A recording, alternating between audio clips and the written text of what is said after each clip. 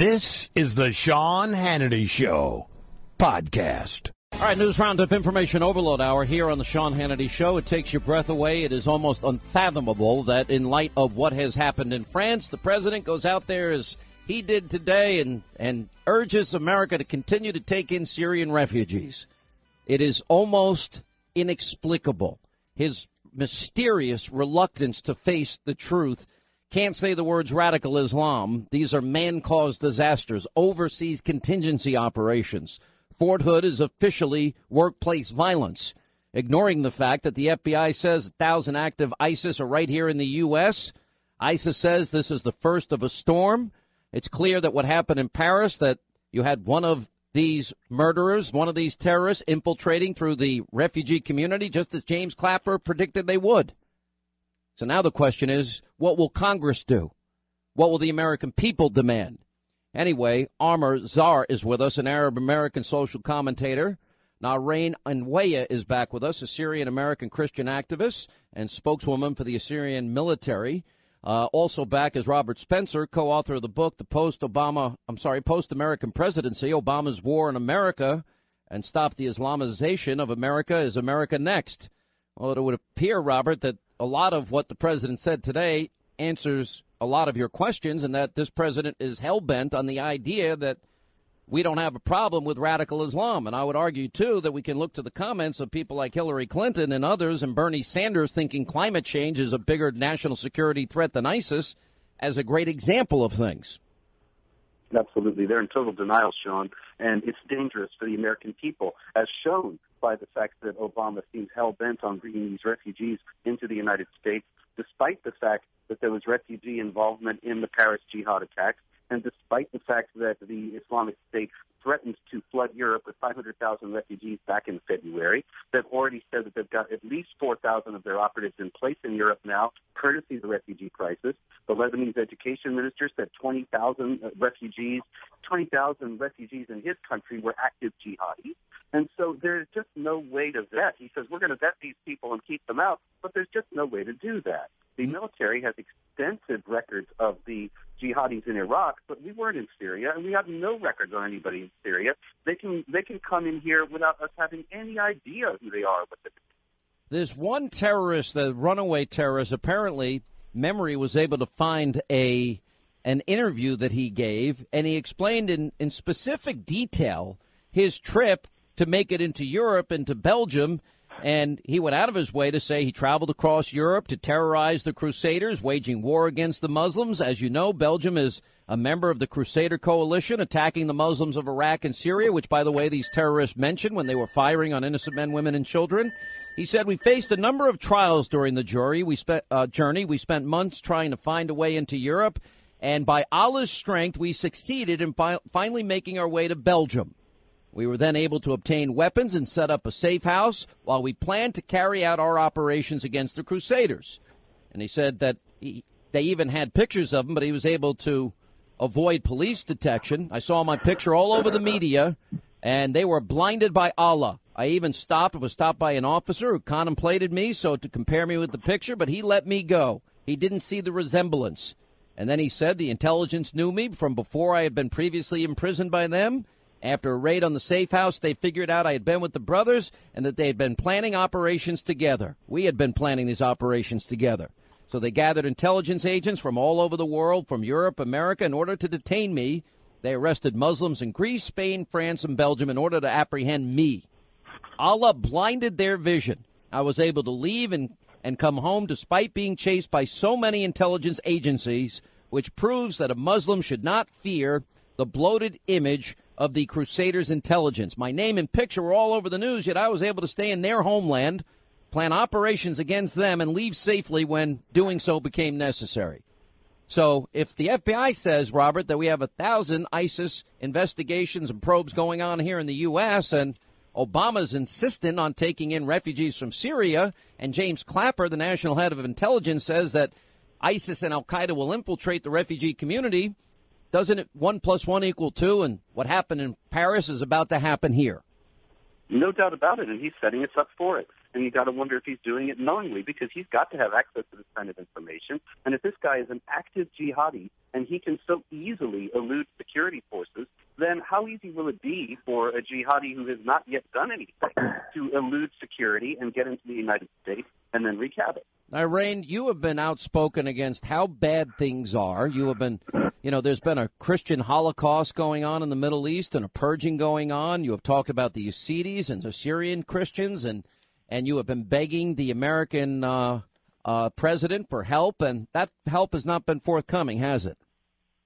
No, Sean. We actually have another huge crisis. A report was just released by a journalist that states that Christians are to be excluded from an approaching official United States government declaration of the ISIS genocide. And why is it important for the U.S. to use the words Christian genocide? Because if we don't, then we are giving the extremists, the Islamic radicals in the world, especially in the Middle East, the green light to execute Christians, and that we are accepting it. We're accepting the mass extermination of ethnic cleansing of such people as Assyrians and religious cleansing of Christians. In fact, what has happened to the Christians in Iraq and Syria is the longest active genocide in the world history, and it started in 1914 and never ended. And, according to the investigative report, Sean, the Yazidis are going to be officially recognized as a genocide victim, but not Christians. So why is he excluding Christians is the real question. All right, Amer, you're a Arab-American social commentator. You hear the calls for jihad and radical Islamists. Do you agree with the president's decision that we should be taking in Syrian refugees and refugees from Iraq and elsewhere around the world? Because I don't think we should take in one. And my position is that we don't have the capability of being able to ascertain whether or not they are members of ISIS or Al-Qaeda that have infiltrated that refugee community. Well, first of all, thanks for having me on. Good afternoon. Aside from the idea of not letting any refugees in being, xenophobic and bigoted, it's guilt by association. Excuse me, wait a second. Did you just call me xenophobic and bigoted? No, I did not. Okay. I did not call you xenophobic. So if I think that America should protect its borders, because let me finish my sentence. Because our national intelligence director has told us that ISIS and Al-Qaeda will infiltrate the refugee population just like they did in France. And if I'm warning my fellow Americans that this is a really bad idea because we are then opening ourselves up to potential terror attacks by radical Islamic terrorists, are you saying that's xenophobic and bigoted? I'm saying that it's holding all the refugees and, by association, all Muslims responsible for the acts of these few. It's guilt by association. Guilt by association. It's everything that is counter to American values. Either you believe in the inscription on the Statue of Liberty or you don't. There's 1.5 billion Muslims in the world. And why should America take in people if there's a risk that they are going to be radicalized Islamists that are hell-bent on destroying America, like we saw on 9/11, like we saw at the USS Cole, like we saw at the embassies in Kenya and Tanzania? Radical Islamists are at war with America. The 9/11 Commission report said radical Islamists, are at war with us, and we were not at war with them. Why would we open up our country to a potential attack if we can't ascertain whether or not somebody has the desire for being a peaceful member of our society or whether or not they want to destroy our society? Well, I would disagree that we can't ascertain. I think that if we work hard, we could. So are you saying... All right, well, let's stop a second. Wait, all right, let's stop for a second. Okay. So you have 10,000 Syrian refugees, and you sit each of them down, and none of them have passports, none of them have documentation about their lives, or a lot of them don't. All right, so you do the interview process, which is, I assume, would be the next step. Don't you think ISIS, don't you think Al-Qaeda sympathizers, don't you think that they would be trained to deal with questions by American interrogators about their life and why they want to come to America? Can you assure the American people that not one single terrorist will be able to sneak through that process? Can you assure them of that? You can't assure absolute success in anything, Sean. But are you saying you can assure? So in other words, there's a likelihood that among the 10,000 that the president's talking about, that there will be terrorists amongst them. That's what you're telling us.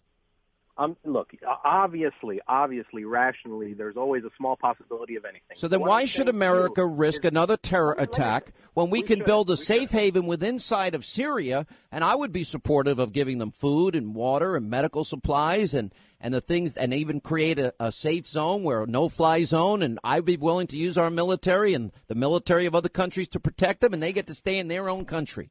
Does that sound? And actually, Sean, the way that the genocide started in... All right, Noreen, go ahead. The way the genocide started in Iraq were because of sleeper cells. So ISIS were already planting in Iraq, and one of the sleeper cells had 10,000 people. The initial invasion were only by 800 ISIS terrorists, and then they combined with the sleeper cells. And that is exactly what happened in France and what is happening throughout Europe and what is also happening in the United States, except in the United States they will plan longer. Simply because our country's larger and our security's higher. Robert, I want to ask you. Hang on, I want to ask Robert this question. Robert, I talk about a clash of civilizations. If let's say a young man grows up under Sharia law, a young woman grows up under Sharia law, aren't those values the antithesis of values we have in Western countries? In other words, if you grow up believing women shouldn't be able to drive cars like in Saudi Arabia, or women can't be seen in public unless they're with male relatives, or that men can have multiple wives, or that you need 4 male eyewitnesses like some countries have under Sharia to prove rape if you're a woman, how does somebody come here and assimilate when the value structure, the foundational value system is so dramatically different? That's exactly the problem, Sean. It's either Sharia or the Constitution, but it can't be both, because Sharia denies the freedom of speech, denies equality of rights to women, as you pointed out, denies equality of rights to non-Muslims, and so many in so many other ways it contradicts the Constitution. So they have to make a choice. And the problem is we have no way of knowing what choice they're making. We have no way of knowing how many adherents of Sharia are in the country. The Quran teaches that the Muslims are the best of people on earth, while unbelievers are the most vile of created beings, which makes it unlikely for Muslims to opt for the government of the most vile of created beings over the government of the best of people. And, yeah. Also, and I'm sure, by the way, the small risk that the guy is talking about here, let's keep in mind also that Saudi Arabia is taking 0 refugees, and they're citing the threat of terrorism. That's a great point. Are they racist, bigoted, and xenophobic? Are they? Well, yeah. Are you saying that we should follow in the footsteps of Saudi Arabia? Because I don't think we should follow in their footsteps of anything.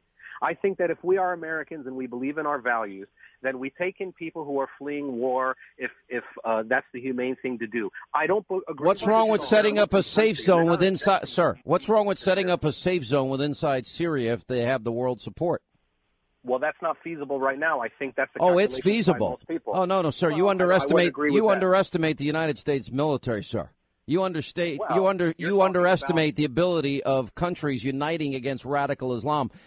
You've got to admit. I think they would unite, but you're talking about putting tens of thousands of troops in Syria? No, I'm talking about creating a no-fly zone where neither ISIS nor anybody else, a safe zone for Syrians that want to escape war. I would provide food, medical assistance, I would provide water, and I would provide at least a safe area for those people, because I don't think Europe and the United States can absorb the populations of Syria, Iraq, and all the people in the Middle East that would like to leave because of what's happening there. Well, that's not completely unreasonable. However, it would put many of our own people at risk over there, which I think is much more of a risk than maybe 1 or 2 or 3. 1 or 2 or 3? You can't, but you don't know if it's going to be 10 or 20 or 30 or 100, do you? You don't know. You don't have a clue. You're just guessing. Well, I don't know. You're just guessing. I don't know if I drive in my car today if a drunk driver is going to. That's a cute argument, but the reality is America already has 1,000, according to the FBI, ISIS probes going on within our country. I think that's far enough, don't you? Don't you want to keep? Well, here's my question: do you care about keeping Americans safe? Of course I do, but shouldn't that be? Wait a minute. Shouldn't that be the first priority of the United States to keep its own citizenry safe? Of course, that's true. That's true. So, in other words, but you still want America to take the risk, even though our national intelligence head says that ISIS and Al Qaeda will infiltrate the refugee community. You want America to take that risk for you, and if we don't take it, we're bigoted and xenophobic. We take risks like that every day. And according to but I'm saying we don't have to take that risk.